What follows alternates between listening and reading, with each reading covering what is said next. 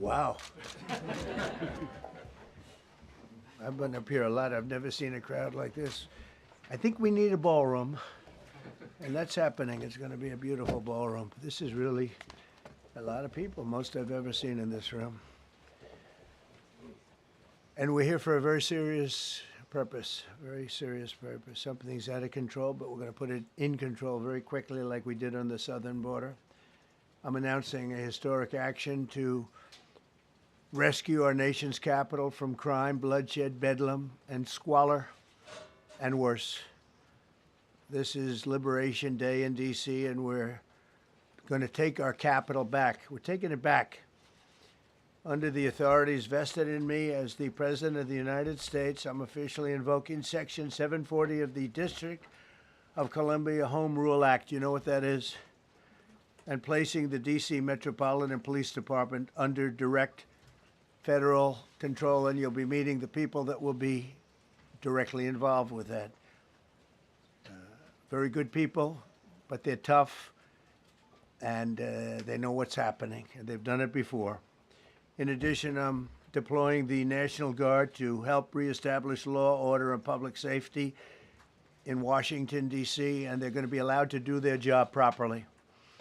And you people are victims of it, too. You know, you're reporters, and I understand a lot of you tend to be on the liberal side, but you don't want to get mugged and raped and shot and killed.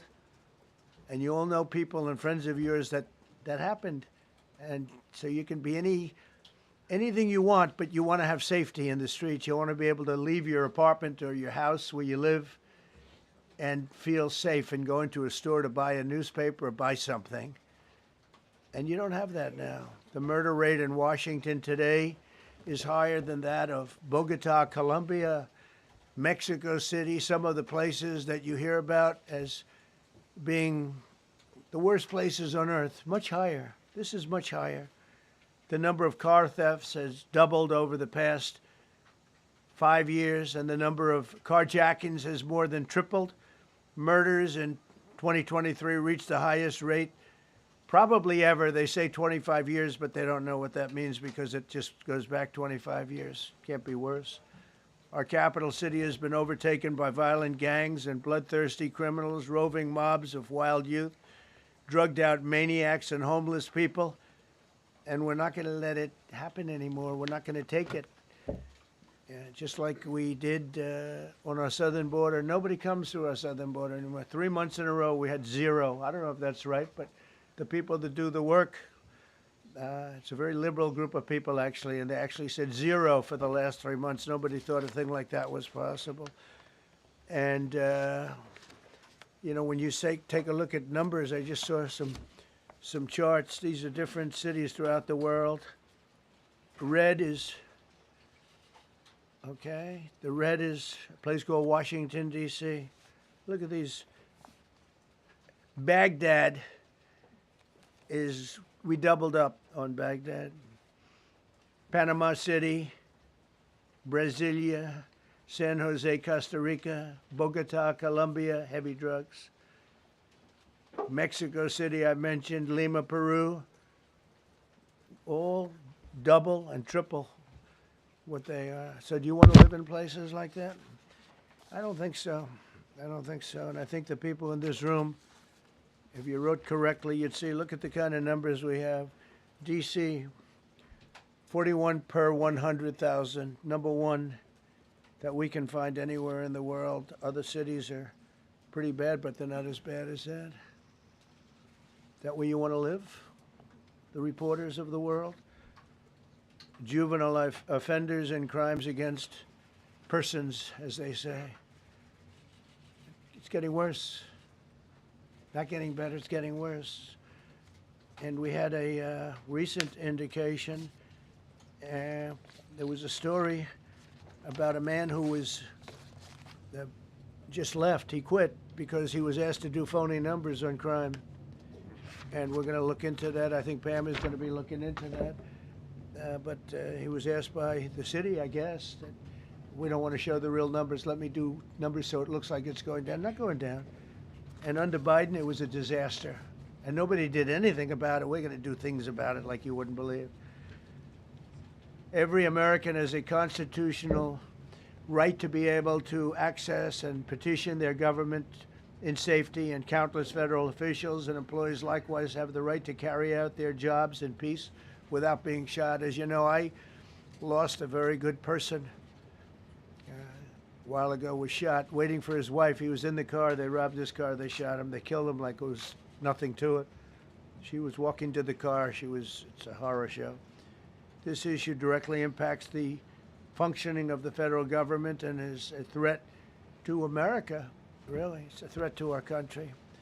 We have other cities also that are bad, very bad. You look at Chicago, how bad it is. You look at Los Angeles, how bad it is. We have other cities that are very bad. New York has a problem. And then you have, of course, Baltimore and Oakland. We don't even mention that anymore. They're so far gone. We're not going to let it happen. We're not going to lose our cities over this. And this will go further. We're starting very strongly with D.C., and we're going to clean it up real quick, very quickly, as they say. Days ago, a former member of the DOJ staff was savagely beaten by a band of roving thugs after defending a young woman from an attempted carjacking. He was left dripping in blood. He thought he was dead, with a broken nose and concussion. Can't believe that he's alive. He can't believe it. In June, a 21-year-old congressional intern was tragically killed after being hit by a stray bullet in a drive-by shooting. A former Trump administration official named Mike Gill, fantastic person, was murdered last year in cold blood in a carjacking blocks away from the White House. We all knew him. Great person. Waiting for his wife as she was walking to the car. A Democrat congressman was also carjacked at gunpoint not far from the Capitol. And in 2023, an aide to Senator Rand Paul was stabbed in the chest and head by a demented lunatic as he walked down the street, just absolutely for no reason. Horrifically, last July 4th weekend, a 3-year-old girl was shot in the head and killed while sitting in a car near the Capitol. It's becoming a situation of complete and total lawlessness. And we're getting rid of the slums, too. We have slums here. We're getting rid of them. I know it's not politically correct. You'll say, oh, so terrible. No, we're getting rid of the slums where they live. Caravans of mass youth rampage through city streets at all times of the day. There are ATVs, motorbikes. They travel pretty well. Entire neighborhoods are now under emergency curfews. Just this past weekend, gunfire went through, and you saw that, the Navy Yard. I saw it this morning. They saw that they fought back against law. See, they fight back until you knock the hell out of them, because it's the only language they understand. But they fought back against law enforcement last night. And they're not going to be fighting back long, because I've instructed them and told them whatever happens, they love to spit in the face of the police as the police are standing up there in uniform. They're standing and they're screaming at them an inch away from their face. And then they start spitting in their face. And I said, you tell them, you spit and we hit. And they can hit real hard. It's a disgusting thing. I've watched that for years, for 3-4 years. I've watched them. The police are standing, and they're told, don't do anything under any search. So and you can see they want to get at it. And they're standing there, and people are spitting in their face, and they're not allowed to do anything. But now they are allowed to do whatever the hell they want. This dire public safety crisis stems directly from the abject failures of the city's local leadership. The radical left city council adopted no cash bail. By the way, every place in the country where you have no cash bail is a disaster. That's what started the problem in New York, and they don't change it. They don't want to change it. That's what started it in Chicago.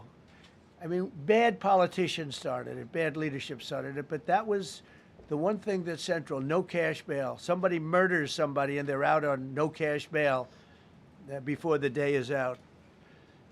We're going to end that in Chicago, we're going to change the statute. I spoke with Pam and Todd and everybody. We're going to change the statute, and I'm going to have to get the Republicans to vote because the Democrats are weak on crime, totally weak on crime. They don't know why. They want to stop because they get mugged too. But we're going to change no cash bail. We're going to change the statute and get rid of some of the other things. And we'll count on the Republicans in Congress and Senate to vote. We have the majority, so we'll vote. We don't have a big majority, but we've gotten everything, including the great, big, beautiful bill. Got that done, and that's one of the greatest things that's ever happened to people in this country. They're starting to figure it out, how good it is. Biggest tax cut in history. So many things. But we'll be able to get that done. So, Todd, if you and Pam can draw up things working with the people, we will. I'll get it passed. We'll get it passed with the Republicans. Probably won't get, think of this, probably won't get one Democrat vote because they have no idea what they're doing. That's why they want men playing in women's sports. That's why they want transgender for everybody transgender. And they just got walloped in an election, in a landslide, and they haven't changed one thing. I saw the other day the certain gentleman who was a very well-known politician, Democrat, was fighting like hell that men should be allowed to play in women's sport. They just don't get it. They said it's an 80-20 issue, and I think it's a 97-3 issue, and I don't know who the three are. I've never heard anybody nobody's ever come up to me, sir, you have to let men play in women's sports. You have to do it, sir. Nobody's ever approached me. I don't know where this issue even comes from. Never seen anything like it. But they turned our nation's capital into a sanctuary jurisdiction. That's the other thing. We have to get rid of sanctuary cities as quickly as possible. We're going to do it, too. We have to. Because it's sanctuary for criminals. Releasing illegal alien gang members onto the streets. In 2022, nearly 70% of criminals arrested in Washington went unprosecuted. That's not going to happen with the group we have standing aside and standing behind me. And at the Metropolitan Police Department, it's now reached a small number relatively compared to what it was, but it's thousands of people. You know, we have thousands of police. I was told today, sir, they want more police. I heard a number, 3,500 police. That's a lot of police. 3,500. I thought they were going to say, we only have 30 policemen or women. He said, we have 3,500. We need more. You don't need more. That's so many. I never heard. That's like an army. How could you need more than 3,000? It just happened 2 minutes ago. Sir, they've requested more police. Oh, what do they have? About 3,500. I said, 3,500? This is not a big area. It's ridiculous. What you need is rules and regulations, and you need the right people to implement them. And we have the right people here, that I can tell you. Look at the border. Biden said there's nothing you can do. Kamala was the border czar. She never called one of the Border Patrol agents who are great. ICE is great. Never spoke to anybody. Never went there. But she was the border czar. And everybody said it was impossible to fix. I fixed it in 3 months. No, really. I fixed it the first week, but really fixed it over the last couple of months. And I mean, literally to a point where, as I said, 0 illegals entering our country in the last 90 days. Pretty amazing. It's time for dramatic action. We're going to do the same thing over here. It's going to be a very safe city very soon. We're not looking to take years, because a lot of people die in years. And we've got incredible people in this country, except we have to allow them to do their job. And that we will deliver like nobody's ever delivered before. I actually think it's easy. You know, if you're competent, it's easy. If you're incompetent, it's impossible. But I'm very competent. Last week, my administration surged 500 federal agents into the district, including from the FBI, ATF, DEA, Park Police, the U.S. Marshal Service, the Secret Service, and the Department of Homeland Security. You know, a lot of nations, they don't have anything like that. They got some police, and they're rough police. They don't have DEA, ATF, FBI, Park Police, U.S. Marshal Service, Secret Service, Department of Homeland Security. They got some police, but they're rough police, and they do their job. They don't have crime. We're not going to have crime either. They made dozens of arrests, and that's what starts to happen. Again, cashless bail. Watch what we do with that. Today, we're formally declaring a public safety emergency. This is an emergency. This is a tragic emergency. And it's embarrassing for me to be up here. You know, I'm going to see Putin. I'm going to Russia on Friday. I don't like being up here talking about how unsafe and how dirty and disgusting this once beautiful capital was, with graffiti all over the walls. It's another part of it, by the way, because we're talking about safety, but we're also talking about beautification. We have the most beautiful, potentially, capital in the world. We always had. But people come from Iowa, they come from Indiana, they come and then they get mugged. Not going to happen. Keep coming, because by the time you get your trip set, it's going to be safe again, and it's going to be clean very quickly. We're going to replace the medians that are falling down all over the roads. We're going to replace the potholes. We're going to put a nice new coat of asphalt over the top. No, we don't have to rip the road out and spend 7 years building a new road because they cut everything. Because some designers said, well, we need a quarter of an inch more turn for safety reasons. No, we're going to do it right. We're going to get it done quickly. So today we're declaring public safety emergency in the District of Columbia, and Attorney General Pam Bondi, who's fantastic, is taking command of the Metropolitan Police Department as of this moment. And I'll be making the appropriate notifications to Congress and to the mayor, our new DEA administrator, who's one of the top in the country. He better be Terry. If you're not, I'm going to get rid of you so fast. Terry Cole. Terry, thanks. Very good. We just got him. Most highly recommended person. And you'll be designated as the interim federal commissioner of the Metropolitan Police Department. Okay? And you run them tough. They're good. You have a lot of good people. You have people that shouldn't be there. You also have people that shouldn't be there. They got in there because of woke. But you have a lot of great police. And those people are the ones that want to help you. This city will no longer be a sanctuary for illegal alien criminals. We will have full, seamless, integrated cooperation at all levels of law enforcement, and we'll deploy officers across the district with an overwhelming presence. You'll have more police, and you'll be so happy because you'll be safe. When you walk down the street, you're going to see police, or you're going to see FBI agents. We're going to have a lot of agents on the streets. You're going to have a lot of essentially military, and we will bring in the military if it's needed. By the way, we're going to have National Guard, but Pete Hegseth will tell you about it. We will bring in the military if needed. People say, "Oh, that's so terrible. He's going to bring in." It's been used many times over the years. I don't think we'll need it. I think we've got so many great people, including the people that are in the police department with proper leadership. They'll immediately begin massive enforcement operations targeting known gangs, drug dealers, and criminal networks to get them the hell off the street, maybe get them out of the country, because a lot of them came into our country illegally. They shouldn't have been allowed in. They come from Venezuela. They come from all over the world. We're going to get them the hell out. They won't be here long. But some of these people, a lot of them, are homegrown criminals. And these are bad people. These are rough people. And this is just a list of some of the people that were given to me today that were criminals removed from the D.C. streets this weekend. They were rough and tough. But we're rougher and tougher. Look at these people here. Nothing, you know. They're not going to be your local school teacher. Look at this guy. He has killed people numerous times.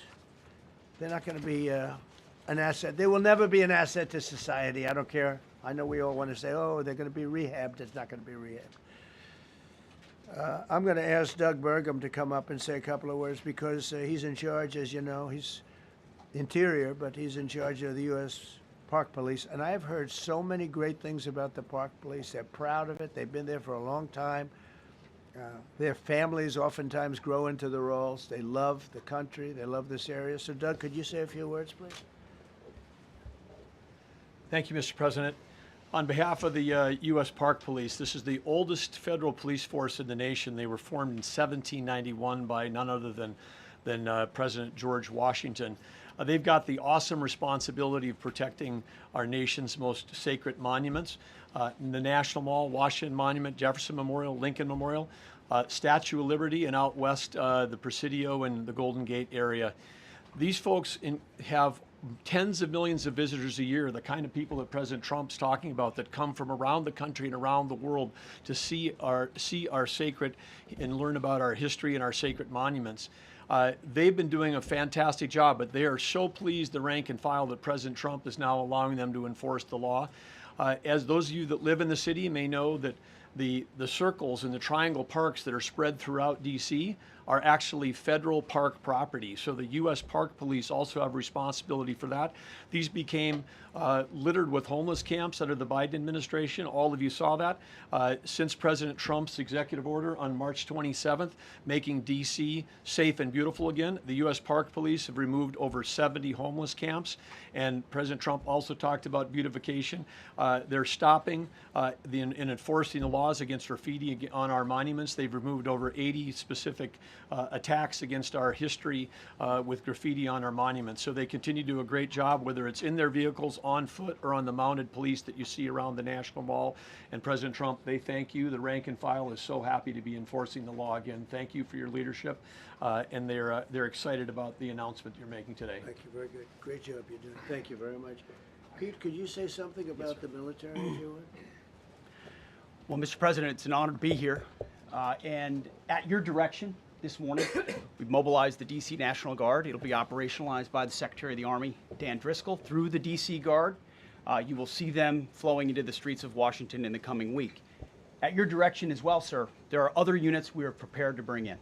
Other National Guard units, other specialized units. They will be strong, they will be tough, and they will stand with their law enforcement partners. This is nothing new for DOD. As the President noted, at the border, we've got 10,000 troops down there who've been operating in defense cooperation areas, defense zones, where there's zero illegal crossings because of troops on strikers scanning the border. We've been protecting other people's borders for 20 years. It's about time we protect our own, and we're working with ICE and CBP. In Los Angeles, we did the same thing, working with the California National Guard, working with ICE officers. ICE officers deserve to do their job and not be attacked. We will work alongside all D.C. police and federal law enforcement to ensure this city is safe, this city is beautiful, and as I always say about President Trump to the troops, he has their back. And my message to the National Guard and federal law enforcement in Washington is, we have your back as well. Be tough, be strong, we're right behind you. Thank you, Mr. President. I'm going to ask Pam, because she's now, as you heard me say, she's really in charge of a lot of what we're talking about. She's done an incredible job. People are going to start to see the fruits of her labor. And Pam, maybe you could say a few words about what we're talking about here. Sure, President. Let me be crystal clear. Crime in D.C. is ending, and ending today. We are going to use every power we have to fight criminals here. President, thank you for caring about our capital. Families come here every summer. Our museums are free. We have the National Zoo. We have the National Gallery. D.C. should be a place where everyone can come and feel safe. Behind me and to my side, we have some of the best career law enforcement and prosecutors in the country who are ready to take this on. As the President said, Terry Cole is going to be supervising the Metro Police Department. Gadi Serralta, our U.S. Marshal, is going to be supervising command and control, the entire operation. Our Deputy Attorney General, Todd Blanche, and I will be working with them closely, along with our great FBI Director, Kash Patel. Kash is going to talk to you in a minute about what we did in Virginia recently with Governor Youngkin. Many of you covered that, and it was tremendously successful. Not only that, our secret weapon here in D.C. is U.S. Attorney Jeanine Pirro, one of the toughest prosecutors and a former judge, and she is going to be talking about juvenile crime, how it's out of control here, and what she's going to do to fight back. No more crime rampant in our beautiful capital. No more teenage girls beating a disabled man to death. No more of that. No more drive-bys. We're going to do everything we can. And working with the ATF Director Driscoll and Commander of the Army, we're going to all work together. That's what we all do in this room. We work together. We fight. Do not underestimate one person in this room. We're going to make D.C. beautiful. We're going to make D.C. safe again. One other thing, just at the wharf a few days ago, the area of the wharf, Terry Cole reached out to me, not even nightfall, on the weekend, where so many families and tourists go. A guy's overdosing from fentanyl on a park bench. In the middle of families around, they administer Narcan and saved his life. No more of that. The President of the United States is going to clean up D.C., and we're going to be there to help him, and we're going to be successful. Thank you. Thank you, Ben. Cash, talk about Northern Virginia, if you would. Northern Virginia, we had a big success. Thank you, Mr. President. Thank you, Attorney General Bondi, for your leadership, Deputy Attorney General, and the rest of our interagency partners. Mr. President, the following is what happens when you let good cops be cops, and I just want to highlight that before I get into Northern Virginia. This year alone, under President Trump's administration, we've had over 4,000 child victims identified and found. That's a 33% increase from the same time period last year. 33% increase. We've had a seizure of 1,500 kilograms of fentanyl up to this date. That is a 25% increase since the same time period last year. And just to put it in perspective, 1,500 kilograms of fentanyl is enough to kill 115 million Americans. 115 million Americans. Cops are getting after it. The FBI has arrested 19,000 people this year alone. Thanks to President Trump's administrations, that's double than where we were this time last year. And we have also arrested 1,600 people who have committed violent acts against children. 270 of them are human traffickers of children. Mr. President, this is what happens when you have great leadership at the Attorney General with Pam Bondi, your administration's priority of protecting the homeland and protecting American citizens and protecting our children, and the murder rates are plummeting. We are now able to report that the murder rate is on track to be the lowest in U.S. history, in modern recorded U.S. history, thanks to this team behind me and President Trump's priorities. And how do we do it? And what are we going to bring to D.C.? What we did in Northern Virginia, thanks to Terry Cole and Governor Youngkin and the team, we stood up a task force out in my Northern Virginia field office, and we said, let's let good cops be cops, let's get them the intelligence and what they need, and let's get the red tape out of their way, and let's get DOJ partnered up with us to bring great prosecutions, and that's exactly what we did. In 1 month, we arrested 545 violent felons. 545 in the state of Virginia, thanks to Governor Youngkin's partnership. And that simplicity in law enforcement is what's coming to Washington, D.C. When you let good cops be cops, when you give them the intel they need, when you work with our Homeland Security Task Force, when you work with Terry and Gaddy and I go way back to Miami, these guys are great leaders of the respective departments and law enforcement capacities. And when you have the DOJ and President Trump driving behind this mission, we are going to clean up Washington, D.C., and we're going to do it the right way, the lawful way, and we're going to make sure Washington, D.C. is safe again. Thank you, Mr. President. Thank you, Attorney General. Thank you very much. Good job.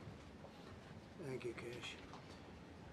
So the process begins right now. It actually started over the weekend, and we confronted a lot of very bad people.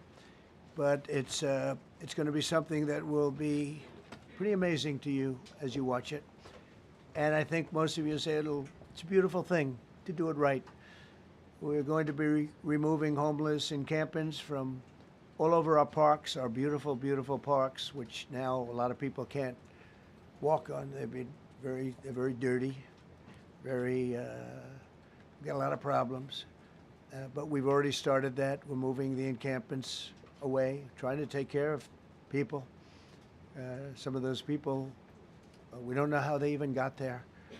Some of those people are from different countries, different parts of the world. Nobody knows who they are. They have no idea, but they're there. We're getting rid of the people from underpasses and public spaces from all over the city. There are many places that they can go, and we're going to help them as much as you can help. But they'll not be allowed to turn our capital into a wasteland for the world to see. The Metropolitan Police Department and the federal authorities will be supported in the effort, a really big effort, the 800 D.C. National Guardsmen that we'll put on, and much more if necessary, much more. You remember I said, I offered 10,000 once. Remember I said to a certain person, person who I thought always was highly overrated, not very competent. But I said, if you need them, we'll give you 10,000 of the military or the National Guard. They turned me down. But if necessary, we're going to move service members directly to joining the Guardsmen. And that'll take place very rapidly, and that'll be done in conjunction with Pam and with Pete and everybody else. Washington, D.C. should be one of the safest, cleanest, and most beautiful cities anywhere in the world. And we're going to make it that. We're going to make it safe. We're going to make it smart. We're going to make it beautiful, so beautiful. Some of the buildings, we're going to add to it. You see what we've done at the White House. White House is a whole different building. I do that in my part-time because it's a natural instinct as a real estate person. I was very good at that, and I was very good at fixing things up. I like fixing things up. You see what's happening. The marble floors are being reinstalled, renovated, fixed. The whole place is becoming very beautiful. We're going to be adding a magnificent ballroom, most beautiful ballroom, I think, anywhere. We need it. I would have certainly loved to have had it today. I think we would have filled it up. A lot of you are standing outside, can't get in this room. I have never seen the room like this, which tells me that you want to talk about, I mean, this was a D.C. news conference. It tells me that you want to talk about crime in D.C. and beautification of D.C., but I'm going to put that's easy. And I think, frankly, fixing the crime with the pros, fixing the crime is easy, too. A person who I've known for a long time, and she's been incredible. She was a fantastic, one of the best ever district attorneys in New York. She was in Westchester, and she became a judge, very successful judge. And then she went into show business because she was such a good DA and such a good judge, tough judge, but fair, always fair. Nobody ever complained about that, but she was tough. And because of that and her reputation, she went into showbiz. So a lot of people don't, they think of Janine as showbiz. Actually, showbiz was not her thing. And she did great.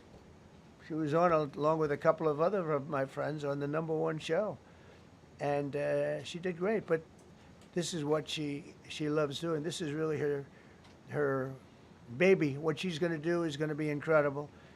And I'd like to speak for just a few seconds on what she has in mind, what she wants to do. We're going to be appointing some judges. We have some open spots, and we're going to take people, because the judges are letting killers out. They just say, go, that's okay, don't worry about it. So we're putting some, Pam recommended, Todd recommended, some judges that are great. Janine recommended. Janine's given me 3 great candidates already. We have about 10 open spots, and we could probably create some more. We need them. Janine, would you say a few words, please? Thank you very much, Mr. President, and thank you, Madam Attorney General, and to all my partners here. We all want the same thing. We all want a safe city. We want a safe capital. We want to be able to bring our families here. We want to be able to come and enjoy the history that makes this place great. And unfortunately, we are not in that position right now. And Mr. President, I want to thank you for taking the step that we need right now to make criminals understand that they are not going to get away with it anymore. And I'm not going to stand here and go over and over the cases. But what I can tell you is this. I see too much violent crime being committed by young punks who think that they can get together in gangs and crews and beat the hell out of you or anyone else. They don't care where they are. They can be in DuPont Circle, but they know that we can't touch them. Why? Because the laws are weak. I can't touch you if you're 14, 15, 16, 17 years old and you have a gun. I convict someone of shooting another person with an illegal gun on a public bus in the chest, intent to kill. I convict him. And you know what the judge gives him? Probation. Says you should go to college. We need to go after the D.C. Council and their absurd laws. We need to get rid of this concept of, no cash bail. We need to recognize that the people who matter are the law-abiding citizens, and it starts today. But it's not going to end today, because the president is going to do everything we need to do to make sure that these emboldened criminals understand we see you, we're watching you, and we're going to change the law to catch you. And my final note is this. These kids understand that the jurisdiction is through the state attorney general, Brian Schwab. I did a poster of the young man from Doge who was beaten bloody with a severe concussion, a broken nose. And then I did a poster of what happens to those kids, because I can't arrest them, I can't prosecute them. They go to family court and they get to do yoga and arts and crafts. Enough. It changes today. Thank you, Mr. President. Thank you, Jim. You're welcome. Great job. Thank you. If I could, I just signed some executive orders. I'd like to have Will please come up, and we'll let the people know what we signed. Do you want to put them down? Yes, sir. Go ahead. A short while ago in the Oval Office, President Trump signed 2 crucial executive actions to deal with the emergency crime conditions we currently face in the District of Columbia. The first of these was an executive order, as President Trump said before, invoking his powers under Section 40 of the Home Rule Act to take federal control of the D.C. Metropolitan Police Department. Along with that executive order, President Trump signed the statutorily required notification letters to Mayor Bowser and to the relevant House and Senate committee leaders. The second major executive action that President Trump signed was a presidential memorandum directing the Secretary of Defense to utilize the National Guard to address the conditions we see on our streets here in D.C. It also authorized the Secretary of Defense to work with state governors to utilize their National Guard units if necessary as well.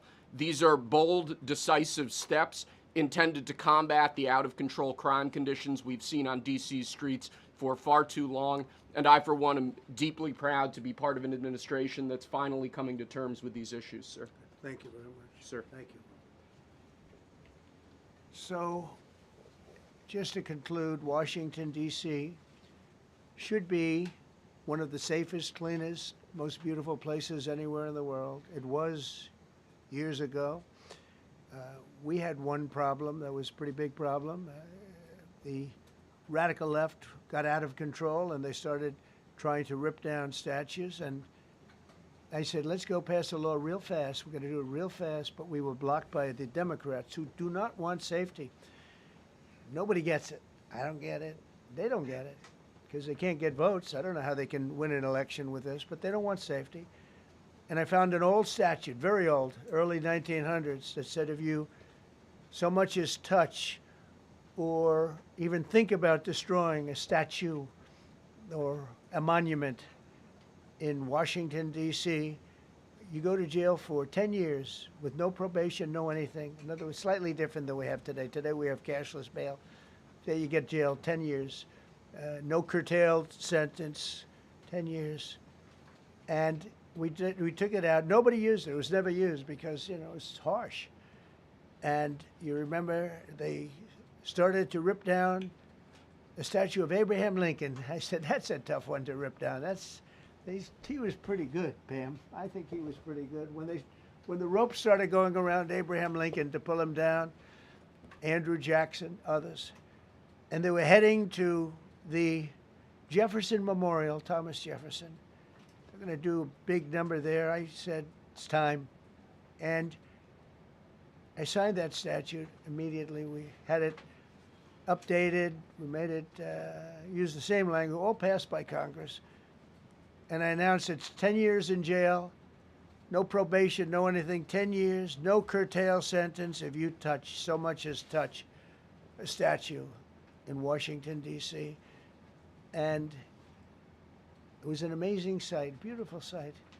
Everybody just left. The ropes were hanging around Andrew Jackson, and there were 2 ropes around Abraham Lincoln. They left the rope, but everybody just left. And that was the last problem we ever had. You know, that was the last problem that we ever had with the statues. They were going wild, and somebody came to me and said, sir, in 1910, I don't want to give you an exact because you'll say, Donald Trump gave us wrong dates around like early on. You know, if I'm slightly off, they make you sound a little bad. So I won't put myself in that position. I won't put you in that position because I think everybody agrees with what we're doing today. But when I signed that thing, it was like a miracle. Everybody left. They were gone. They were starting to march down. They started the march toward Thomas Jefferson. And I figured he was always going to be safe. But they found something with him, and they found something with Abraham Lincoln. And even in the name George Washington in California, numerous places changed the name of George Washington High School and various other places. They took George Washington's name. This was a sick, woke culture that I think we've largely ended. And a lot of those people that were woke are now turning out to be the opposite. I won't go so far as to say MAGA. It's a very special category. But they've gotten out of that. But we have people that love this country, and they love this really beautiful capital. It is. I flew over it the other day, and I said, what a beautiful place. But if there's crime all over the streets, when you get there, it doesn't look so beautiful. But we're going to make it beautiful again.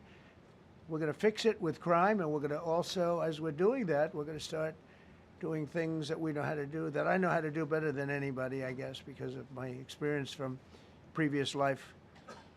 But not only are we stopping the crime, we're going to clean up the trash and the graffiti and the grime and the dirt and the broken marble panels and all of the things they've done to hurt this city. And we're going to restore the city back to the gleaming capital that everybody wants it to be. It's going to be something very special. All of these people are really tough. Could I shake your hand, Gaddy, please? You're going to be so important here. You're going to be that guy. I hope I don't have to fire him in 2 weeks because he's too soft. I don't think he's too soft. If I do, I will, though. Is it okay if you're soft, weak, and pathetic like so many people? I will fire you so fast. You're not going to have to worry about that. No, I think you're going to do a fantastic job. And everybody in this room, they may not express it, but they all want that to happen. You know, they want to be safe, and they have families too. So it's an honor to have such a large group. I've done this for years now, hard to believe. I've never seen this room so packed. In fact, I'm sure it's a violation of every fire code. But we'll let you stay anyway. You're taking a chance. And with that, we'll say, maybe if you could, oh, wow. We could be here all day long. If we could keep the first questions, perhaps, to this subject, and then we'll go on to a few others. Please. Mr. President, thank you so much. Can you talk about how personal of an issue this is? You talked about flying over the Washington Monument and seeing the pride of what D.C. is, and do you believe that the status of the city, the cleanliness, the way that crime is low, is a direct reflection on how the country is run? Yeah, I do. I think the Capitol, look, everyone comes here. They're all coming. All the leaders, they're all wanting to come. And I say it, I've said it again, but I'm really just quoting other leaders from NATO, from the Middle East, King of Saudi Arabia, Qatar, UAE. I was over there. We brought back $5.1 trillion of investment into our country. But a month and a half ago, I was at NATO. We had a great thing. They agreed to put up 5% instead of 2%. 2% they didn't pay, 5% is already paid. We had a great meeting, and they all said the same thing. They said our country was dead. They thought our country was gone. 1 year ago, they said your country was dead. And now you have the hottest country anywhere in the world. We do. We have the hottest country in the world right now.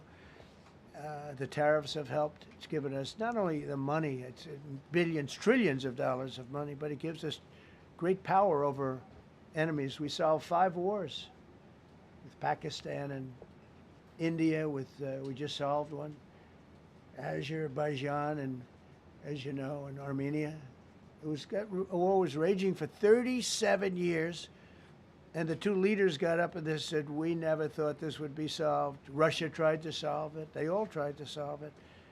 It was a very tough situation, but we got it done. And I said to the 2 men, I said, are you guys friends? And they had a hard time. You know, they've been killing each other for 37 years, right? One was there 5 years, one was there for 22 years. He said, my whole life I've been fighting this war.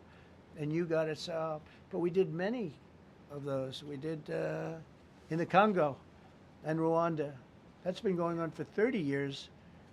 8 to 9 million people killed that they know of, but it was raging, and we got that solved. We got a lot of them done. It's a great honor. But you want to have, when they come, the leaders come to our country to sign documents that the war is over or whatever, or for other reasons. They come for trade. And you want them to come through so beautifully. You ride down those roads, everything should be perfect. You shouldn't have medians falling down into the roadway. Median, you know, the metal things that are always, somebody had a great lobbyist, because I've never seen them look good. I've been looking at those things with the little, right? They're always broken and bad, but here they're really bad. And we're going to either put new or fix it, and it's not expensive. It's not really expensive. And we're going to fix our roads a little bit. We're going to clean up our sidewalks. You have countries where every Saturday the people go out and they wash their sidewalks in front of their stores or their houses. They scrub their sidewalks. So we aren't quite at that level yet. I don't think, Gaddy, we're not quite there yet, but maybe we will. They go out and they scrub. I think it's so beautiful to hear that and to see those stories. But we're going to make it clean. But just to finish with your question, it's a very, very strong reflection of our country. And when they see a bad city, you know, my father always used to tell me, I had a wonderful father, very smart, and he used to say, son, when you walk into a restaurant and you see a dirty front door, don't go in, because if the front door is dirty, the kitchen's dirty also. Same thing with the Capitol. If our Capitol's dirty, our whole country is dirty, and they don't respect us. So it's a very good question, actually. Mr. President, sorry. Question for you on this specific issue. Do you expect more cities to follow DC's path if this goes through? So the idea is that Chicago, LA, San Francisco, would they expect similar action to what we've seen in DC? And the other question, sir, there's reporting that the administration is going to reclassify marijuana. Would that send mixed messages that if marijuana is okay, some drugs are okay, but we're trying to clean up crime? How do they go hand in hand? We're only looking at that. That's early, but you know, somebody reported it, which is fine. We're looking at it. Some people like it, some people hate it. Some people hate the whole concept of marijuana, because if it does bad for the children, it does bad for people that are older than children. But we're looking at reclassification, and we'll make a determination over the next, I would say, over the next few weeks. And that determination hopefully will be the right one. It's a very complicated subject, you know, the subject of marijuana. I've heard great things having to do with medical, and I've had bad things having to do with just about everything else. But medical and, you know, for pain and various things, I've heard some pretty good things, but for other things, I've heard some pretty bad things. The other part of your question, I mean, we're just going to see what happens with it all. You're going to have, we're going to have a tremendous success in what we're doing. Other cities are hopefully watching this. They're all watching, just like everyone's watching here. They're all watching, and maybe they'll clean up, and maybe they'll do this and get rid of the cashless bail thing and all of the things that caused the problem. I mean, if you go back, this whole thing with cashless bail is a disaster. So many problems came that we never had before. So they're watching us today, and if they don't learn their lesson, if they haven't studied us properly, because we're going to be very successful. I have zero doubt about that. It's going to be. It's a question of will it be really fast, like the border. You know, everyone said, they used to say, Biden used to say, I need legislation. I didn't get any legislation. I called up our people, and we did a great job. Tom Homan was great. As you know, our secretary did a great job. They did a great job. There's no games. They didn't play games. And we're going to have the same thing here. But then I'm going to look at New York in a little while. Let's do this. Let's do this together. Let's see. It's going to go pretty quickly. And if we need to, we're going to do the same thing in Chicago, which is a disaster. We have a mayor there who's totally incompetent. He's an incompetent man. And we have an incompetent governor there. Pritzker's an incompetent. His family threw him out of the business, and he ran for governor. And now I understand he wants to be president. but I noticed he lost a little weight, so maybe he has a chance. You know, you never know what happens. But Pritzker's a gross incompetent guy, thrown out of the family business. But when I look at Chicago and I look at L.A., if we didn't go to L.A. 3 months ago, L.A. would be burning like the part that didn't burn. If he would have allowed the water to come down, which I told him about in my first term, I said, you're going to have problems. Let it come down. We actually sent in our military to have the water come down into L.A. They still didn't want it to come down after the fires. But that was it. We have it coming down. But hopefully L.A.'s watching. That mayor also. The city's burning. They lost like 25,000 homes. I went there the day after the fire. You were there. And I saw people standing in front of a burned down home. It was, their homes were incinerated. They weren't like, even the steel was literally, it was all warped and literally disintegrated because of the winds and the flame and the whole thing. It was like a blowtorch. They were standing on this beautiful day, maybe a couple of days after. We gave it a little time because what they had suffered. Almost 25,000 homes. And you see what's happening now. They didn't give their permits. I went to a town hall meeting. I said, we're going to get you the federal permits, which are much harder. Almost immediately. Lee Zeldin is a star. He did an incredible job. They have all their federal permits. They don't have their city permits. And the mayor said to me, we think we can have them in 2 years. I was walking down the street, and I met with firemen and police. And I was saying hello to many people that were standing in front of their homes with yellow tape. You can't go in. You can't go onto the lot. And those people wanted to start rebuilding their homes then and there. And the mayor said, we should be able to get them the permits within 2 years. I said, that's a shame. 2 years? Are you kidding? I'm going to get them the federal permit like almost immediately. 2 years. And she drew it back. Well, maybe 1 year. The place was booing her out of the place. They don't have their permits to build their homes. And now they're talking about putting, this is among the most beautiful areas was in the country. Now they're talking about putting low-income housing there. Can you believe this? I love low-income housing. I made money with low-income housing. I built low-income housing. I know more about low-income housing and luxury housing. I know about everything real estate. They want to replace some of those homes with low-income housing. They haven't gotten their permits yet. We've gotten all the federal permits, which are much tougher to get, and it was done almost immediately through Lee Zeldin and Federal Environmental. And I watched the other day, those people are angry. And now, you know, they had tremendous, they loved that area. They loved the whole big area, different places, but they loved it. It was all luxury stuff and beautiful stuff, and some wasn't that luxury, but the level of love for that neighborhood, their neighborhoods, was incredible. And you know what? I watched people on television, they want to go, they want to leave. They've lost their spirit, they've lost their heart, because the mayor's incompetent. And Gavin Newsom is incompetent. He's got a good line of bullshit, but that's about it. He's incompetent. And you have Los Angeles is, you know, it's amazing. You know, I called, the first thing I did, I got the Olympics to go there. I was the one that got it. And by a rare thing that happened, I'll be the president. I was very upset because I got the Olympics there, and I said, I won't be president when it comes. But bad things happened, and illegal things happened, really illegal things happened.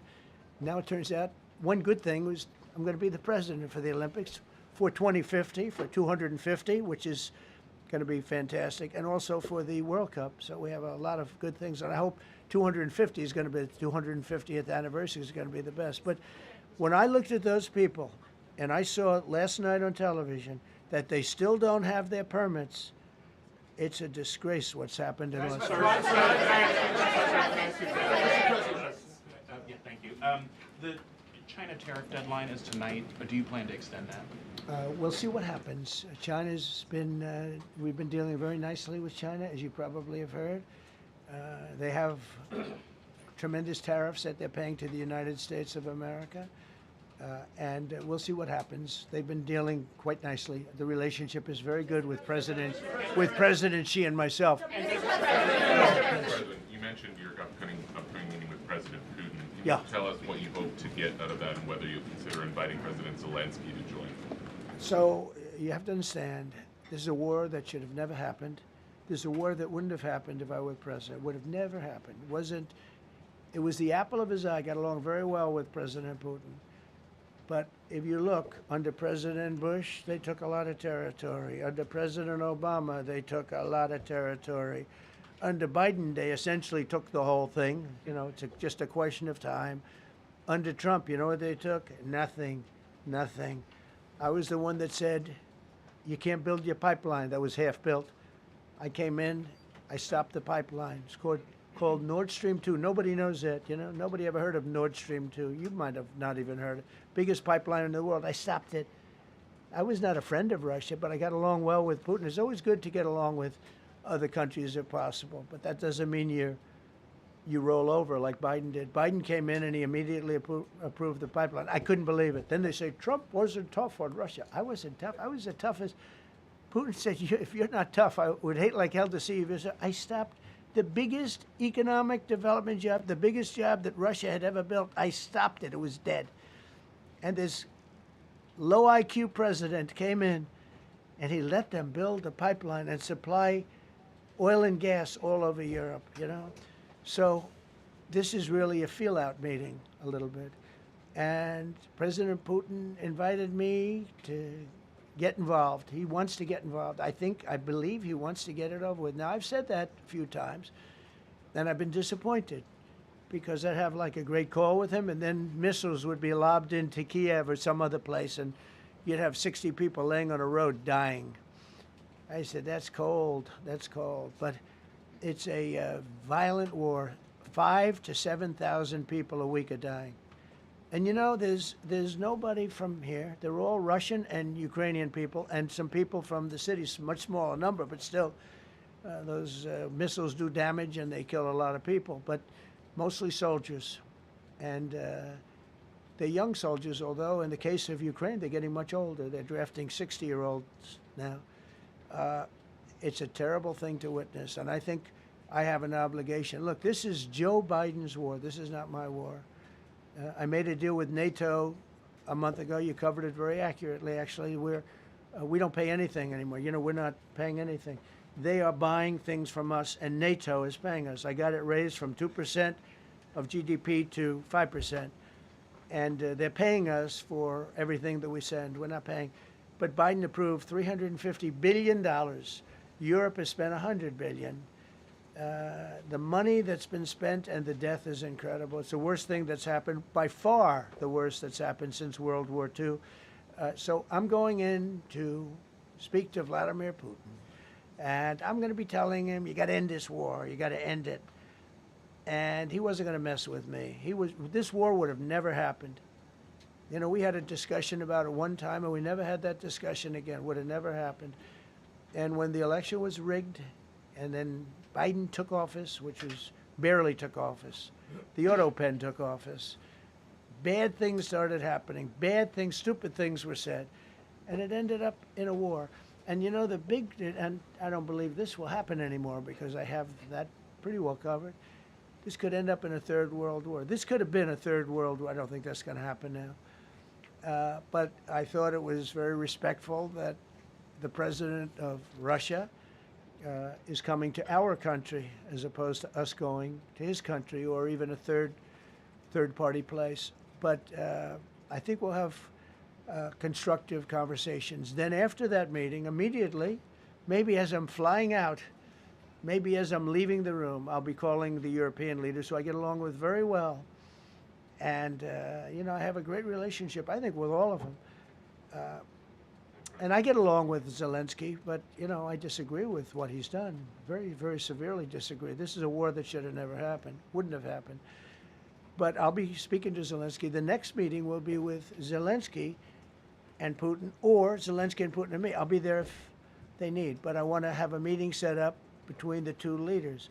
I was a little bothered by the fact that Zelensky was saying, well, I have to get constitutional approval. I mean, he's got approval to go into war and kill everybody, but he needs approval to do a land swap because there'll be some land swapping going on. I know that through Russia and through conversations with everybody to the good, for the good of Ukraine. Good stuff, not bad stuff. Also, some bad stuff for both. So there's good and there's bad. But it's very complex because you have lines that are very uneven. And there'll be some swapping. There'll be some changes in land, and the word that they will use is, they make changes. We're going to change the lines, the battle lines. Russia's occupied a big portion of Ukraine. They've occupied some very prime territory. We're going to try and get some of that territory back for Ukraine. But they've taken some very prime territory. They've taken largely ocean, in real estate we call it oceanfront property. That's always the most valuable property. If you're in a lake, a river, or an ocean, it's always the best property. Well, Ukraine, a lot of people don't know that Ukraine was largely 1,000 miles of ocean. That's gone. Other than one small area, Odessa. It's a small area. There's just a little bit of water left. So I'm going to go and see the parameters. Now, I may leave and say, good luck, and that'll be the end. I may say this is not going to be settled. I mean, there are those that believe that Putin wanted all of Ukraine. I happen to be one of them, by the way.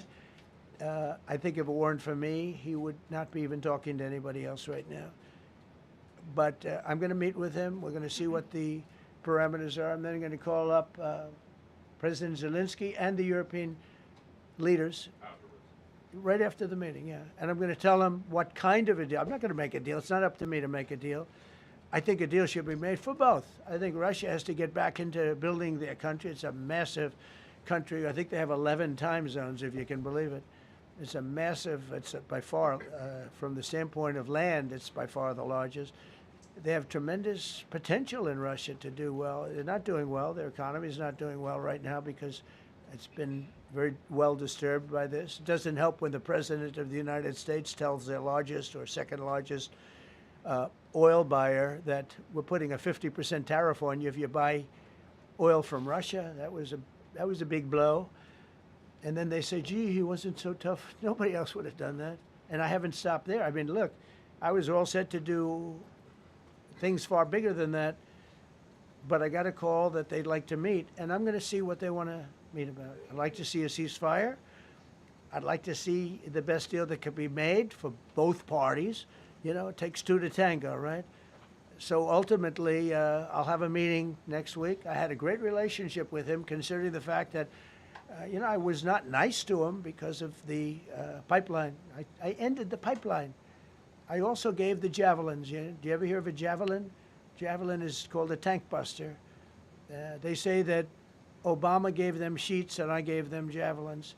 If it weren't for me, all those tanks that were destroyed at the first days of the war because the tanks got stuck in the mud, some commander made a better. They would have been in Kiev in 4 hours going down the highway. But a Russian general made a brilliant decision to go through the farmland instead. And they just had torrential rains, and the rains were so bad, and it was mud, and those tanks got stuck in the mud.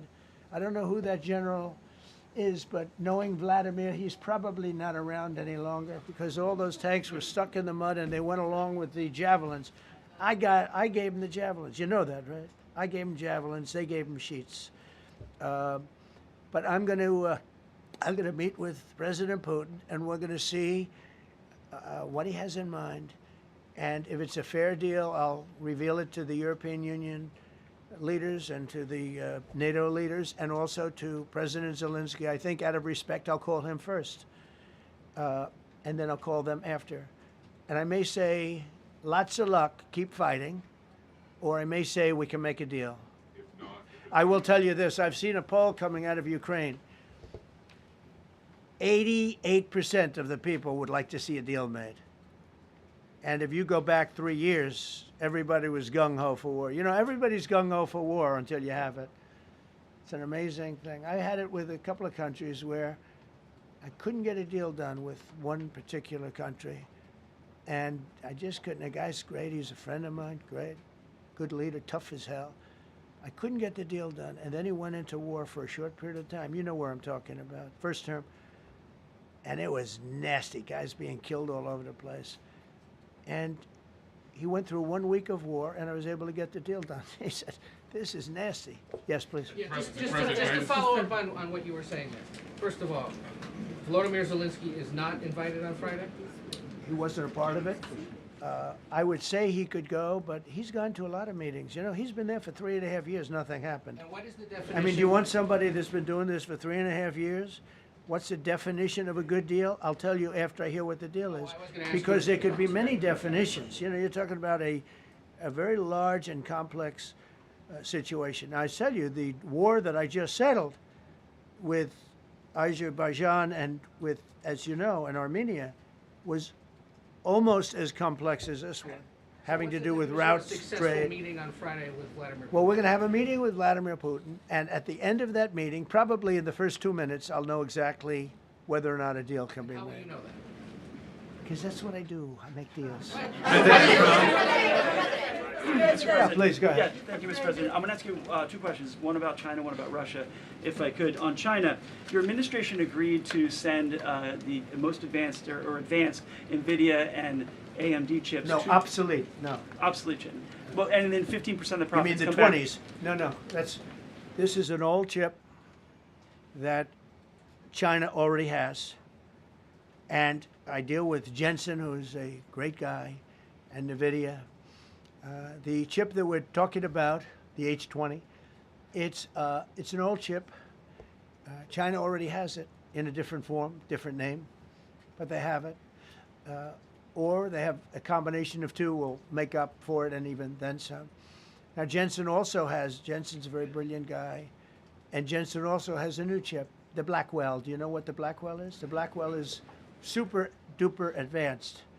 I wouldn't make a deal with that, although it's possible I'd make a deal, a somewhat enhanced in a negative way Blackwell. In other words, take 30% to 50% off of it. But that's the latest and the greatest in the world. Nobody has it. They won't have it for 5 years. But the H20 is obsolete. You know, it's one of those things, but it still has a market. So I said, listen, I want 20% if I'm going to approve this for you, for the country, for our country, for the U.S. I don't want it myself. You know, every time I say like 747, I want, yeah, for the Air Force. So I just wanted, so when I say I want 20, I want for the country. I only care about the country. I don't care about myself. And he said, would you make it 15? So we negotiated a little deal. So he's selling a essentially old chip that Huawei has a similar chip, a chip that does the same thing. And I said, good, if I'm going to give it to you, because they have a, they have a stopper, what we call a stopper, not allowed to do it. It's really known as a restrictive covenant. And I said, if I'm going to do that, I want you to pay us as a country something, because I'm giving you a release. I released them only from the H20. Now, on the Blackwell, I think he's coming to see me again about that. But that will be a unenhanced version of the big one. Like, I don't know if you know it, we will sometimes sell fighter jets to a country, and we'll give them 20% less than we have. You know what I mean, right? That's the same. So on Russia, do you see a time, Mr. President, when there could be normal trade between the U.S. and Russia? Should your meeting go well, should there be peace? I do, yeah. Russia has a very valuable piece of land. If Vladimir Putin would go toward business instead of toward war, it's a warring nation.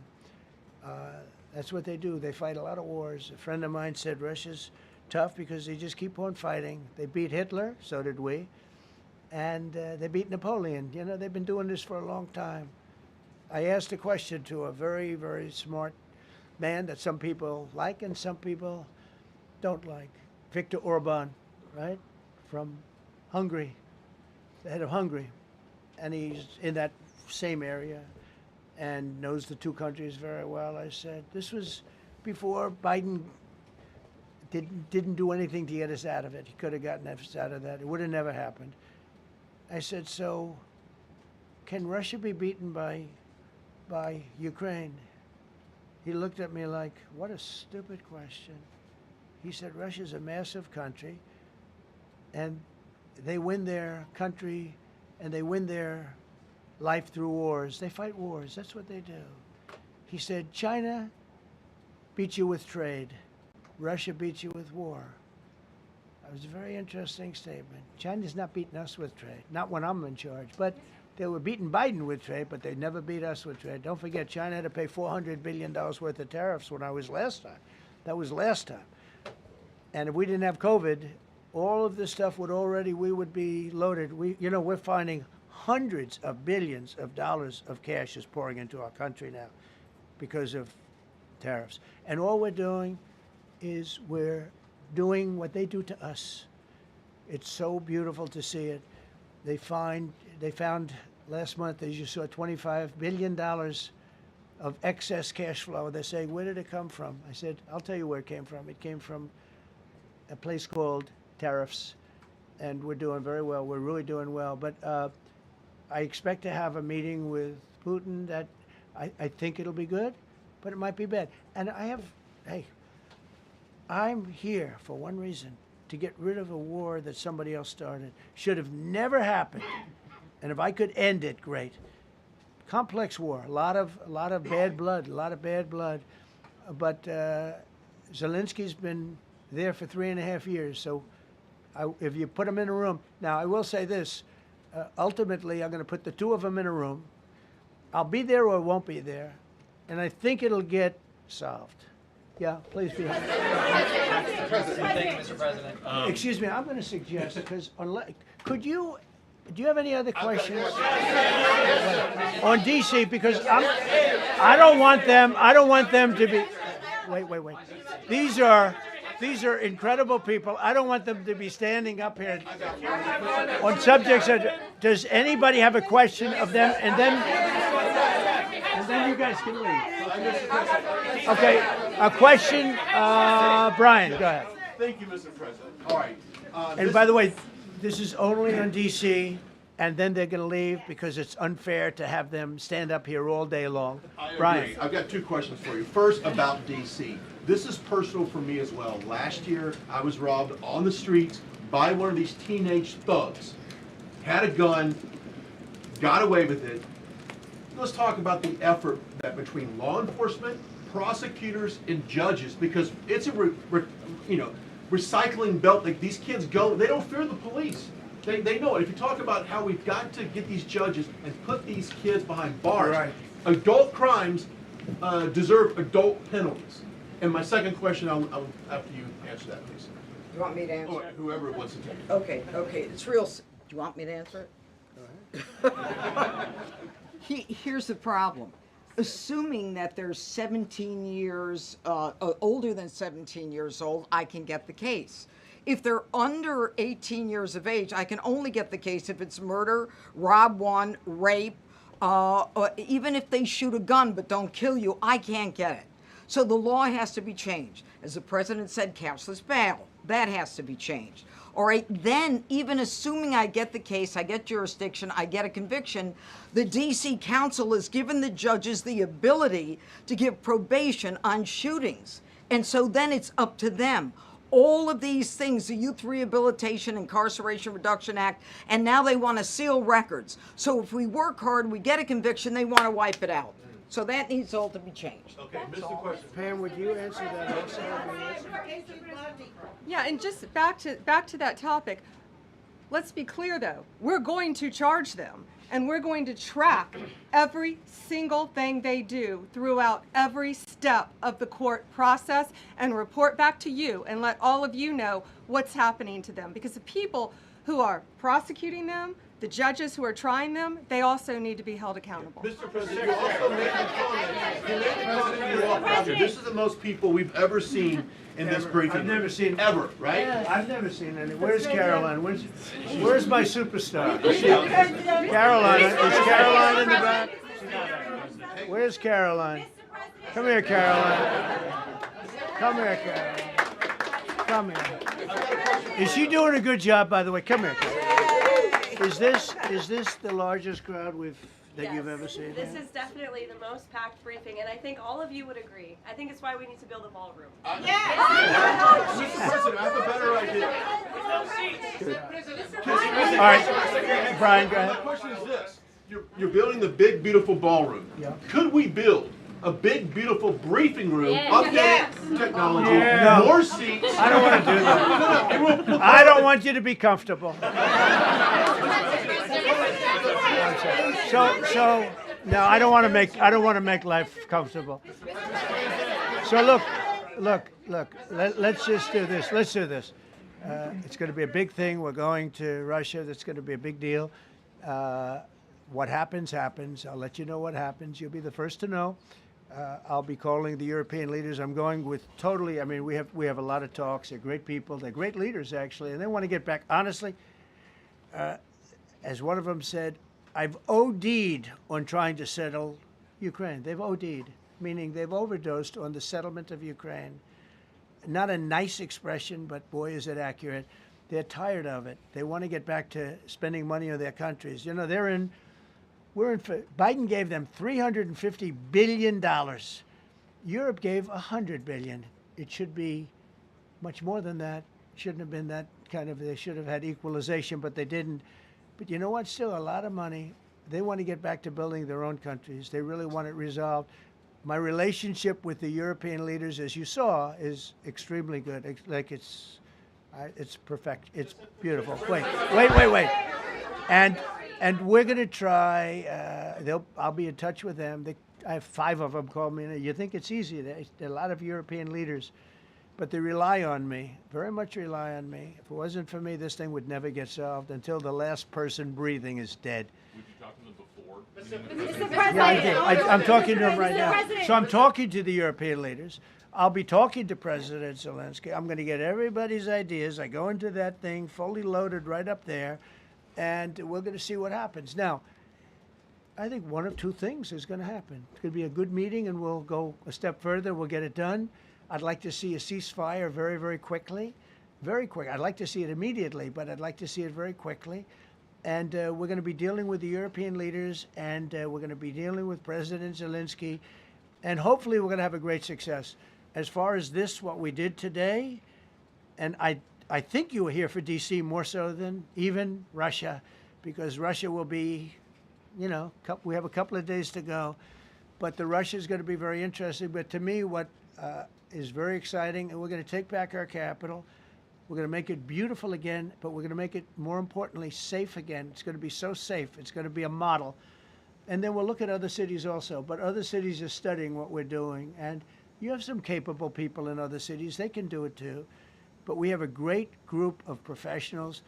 We're going to have a safe, beautiful capital, and it's going to happen very quickly. Thank you all. Thank you all very much.